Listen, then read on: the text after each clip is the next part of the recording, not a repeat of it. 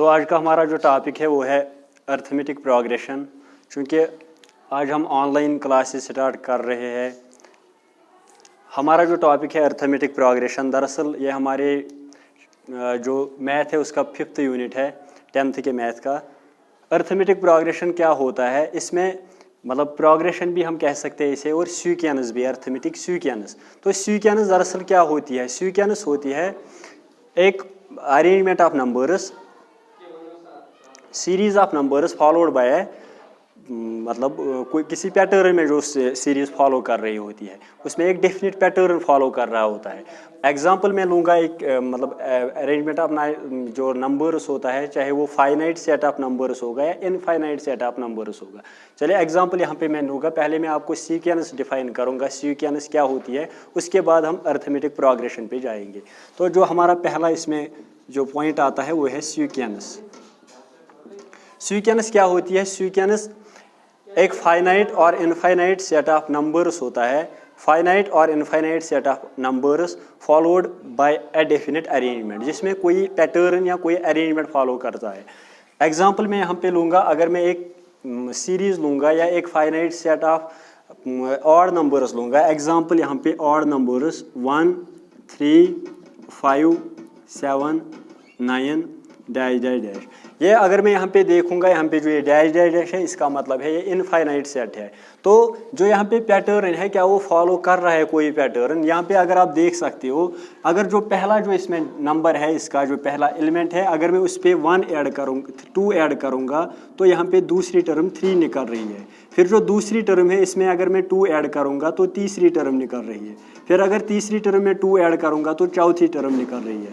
फिर इसमें 2 ऐड करूँगा तो 5वीं टर्म निकल रही है। तो ये जो एक डेफिनेट पैटर्न इसमें फॉलो कर रहा है, इसी पैटर्न को जो ये सीरीज़ होती है, जो ये अरेंजमेंट होता है, इसको हम सीक्वेंस बोलते हैं।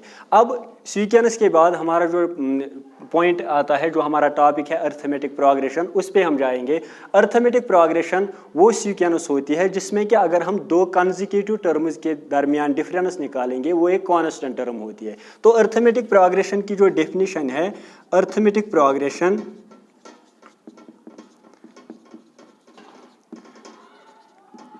अर्थमेटिक प्रोग्रेशन को मैं डिफाइन कर सकता हूं। It is defined as the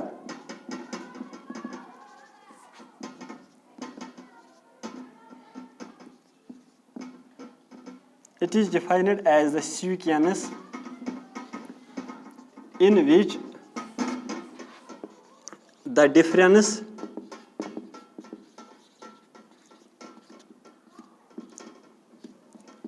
between two consecutive terms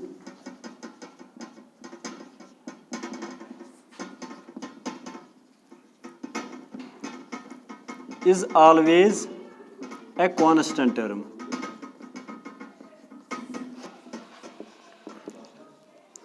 तो ये जो यहाँ पे हम देखेंगे, अगर हम कोई भी सीक्वेंस देखेंगे जिसमें कि कंसेक्यूटिव टर्म्स या कंसेक्यूटिव एलिमेंट्स होंगे, अगर हम उनके दरमियान डिफरेंस निकालेंगे, वो हमेशा एक कांस्टेंट टर्म निकलती है। एग्जांपल यहाँ पे मैं लूँगा, for example 4 12 20 28 36 dash dash dash. तो यहाँ पे अगर मैं डिफरेंस निकालूंगा दो कंसेक्यूटिव टर्म्स के दरमियान, सेकंड टर्म और फर्स्ट टर्म के दरमियान, 12 - 4 दैट इज इक्वल टू 8। फिर थर्ड टर्म और सेकंड टर्म के दरमियान अगर डिफरेंस निकालूंगा, 20 - 12 which is also equal to 8। फिर थर्ड टर्म, फोर्थ टर्म और थर्ड टर्म के दरमियान डिफरेंस निकालूंगा, 28 - 20 which is also equal to 8। तो यहाँ पे हर डिफरेंस में जो टर्म निकल रही है वो एक कांस्टेंट निकल रहा है, 8 8 8। तो इसी जो ये सीक्वेंस ऑफ नंबर्स थी, इसी को हम AP कह सकते हैं। या हम दूसरे अल्फाज में यही कह सकते हैं कि हम पहले जो पहला नंबर होगा उसमें कौन सा कांस्टेंट ऐड करेंगे ताकि हमें दूसरी टर्म मिले। फिर दूसरे नंबर में वही कांस्टेंट ऐड करना है ताकि तीसरा एलिमेंट इसका निकले। तो इसी सीक्वेंस को बोलते हैं अर्थमेटिक प्रोग्रेशन। फिर इस अर्थमेटिक प्रोग्रेशन में जब हमने ये कंसेक्यूटिव डिफरेंसेस निकाली, ये जो कांस्टेंट टर्म निकल रही है या ये जो फिक्स्ड नंबर निकल रहा है, इसे क्या बोलते हैं? इसे बोलते हैं कॉमन डिफरेंस। ये मेन पॉइंट है इसमें अर्थमेटिक प्रोग्रेशन में, वो है कॉमन डिफरेंस। कॉमन डिफरेंस क्या होता है? Difference between two successive terms or two consecutive terms in the sequence is called common difference. अगर यहाँ पे मैं difference निकालूंगा दो consecutive terms के दरमियान, तो difference between two consecutive terms of an AP. अगर हम किसी AP अर्थमेटिक प्रोग्रेशन के कंसेक्यूटिव टर्म्स को डिफरेंस निकालेंगे, जो वो डिफरेंस निकलती है वो हमेशा कांस्टेंट होता है, तो वो जो कांस्टेंट वैल्यू होता है या फिक्स्ड नंबर होता है उसी को कॉमन डिफरेंस बोलते हैं। कॉमन डिफरेंस को हम डिनोट करते हैं डी से, स्मॉल डी से।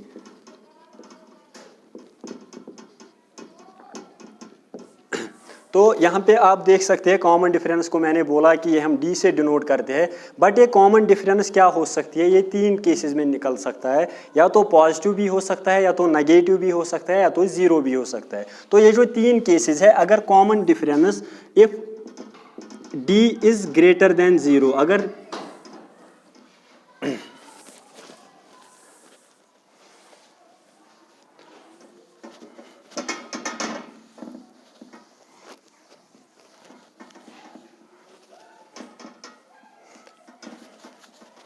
ये जो यहाँ पे तीन केसेस निकल रहे हैं, तो पहला केस जो है वो है अगर जो कॉमन डिफरेंस है वो ग्रेटर देन जीरो होगी, मगर मतलब अगर कोई पॉजिटिव टर्म निकलेगी तो जो हमारा AP होगा वो इंक्रीजिंग होगा, AP इंक्रीजिंग ऑर्डर में होगी। If D is less than zero, अगर D स्मॉलर होगी जीरो से, मतलब कोई नेगेटिव टर्म होगी, तो उस टाइम AP डिक्रीजिंग ऑर्डर में आएगा।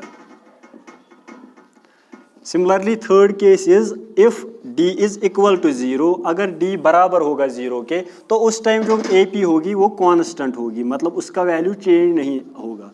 तो इन तीन केसेस में मैं तीन एग्जांपल्स ऐसे लूँगा, जैसे आपने यहाँ पे ऑड नंबर्स की AP ली थी, सपोज एग्जांपल इसकी मैं लूँगा 1 3 5 7 9, ऐसे कोई एग्जांपल।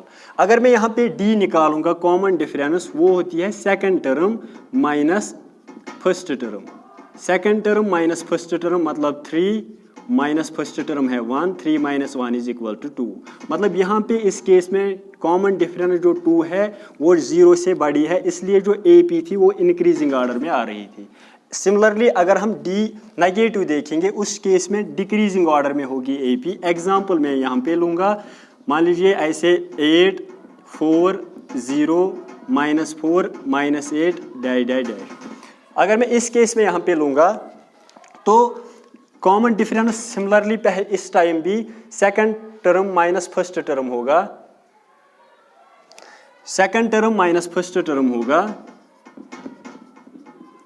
अगर second term minus first term, इस केस में मैं देखूंगा 4 - 8 इज इक्वल टू -4, मतलब जो कॉमन डिफरेंस है वो नेगेटिव आ रही है इस केस में, इसीलिए जो AP थी वो डिक्रीजिंग ऑर्डर में आ रही थी। सिमिलरली थर्ड केस की मैं एग्जांपल लूँगा, इफ़ यहाँ पे अगर मैं लूँगा AP कोई 4 4 4 डैश डैश डैश, इस केस में अगर D निकालूंगा second term minus first term फिर से, तो सेकंड टर्म क्या है 4 माइनस फर्स्ट टर्म क्या है वो भी 4 है, तो जो कॉमन डिफरेंस इस केस में है वो 0 है। मतलब अगर D 0 होगा तो उस टाइम AP कांस्टेंट निकल रही है 4 4 4 डैश डैश डैश।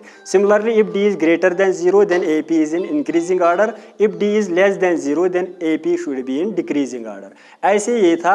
और इसके बाद जो AP के दो टाइप्स होते हैं, फाइनाइट भी हो सकती है और इनफाइनाइट भी हो सकती है। फाइनाइट AP उस AP को कहते हैं जहां पे नंबर ऑफ टर्म्स फाइनाइट होंगे। फाइनाइट AP में नंबर ऑफ टर्म्स नोन होते हैं, मतलब पता होते हैं कितनी टर्म्स है। और इनफाइनाइट AP में नंबर ऑफ टर्म्स पता नहीं कितनी होती है, उसको इनफाइनाइट AP कहते हैं। जहां हम अदर वर्ड्स में ये भी कह सकते हैं number of terms are unknown, या हम दूसरे वर्ड्स में ये कह सकते हैं कि जो फाइनाइट AP होती है उसमें लास्ट टर्म हमें पता होती है क्या है, और जो इनफाइनाइट AP होती है उसमें हमें लास्ट टर्म पता नहीं होती है क्या होगी। तो इसके बाद जो मेन इस पे जो AP में हमें पढ़ना है, उसमें जो पहला आपको देखना है कि जो जनरल फॉर्म होती है AP की वो कैसे हम निकाल सकते हैं, और दूसरा फिर इस पे कुछ फार्मूलाज आपको sum of the nth terms या sum of n terms nth term क्या होगी, 5th टर्म निकालनी होगी, 4th टर्म, जैसे हमने यहाँ पे एग्जाम्पल ली थी, इस केस में मैंने 1st, 2nd, 3rd, 4th और 5th टर्म्स 5 टर्म्स ली थी। अब अगर मैं 6th, 7th, 8th कोई भी टर्म इस AP की निकालनी होगी तो वो मैं कुछ फार्मूला से निकाल सकता हूँ। वो फार्मूलाज मैं इंशाल्लाह नेक्स्ट लेक्चर में आपको पढ़ाऊँगा। Okay, thank you.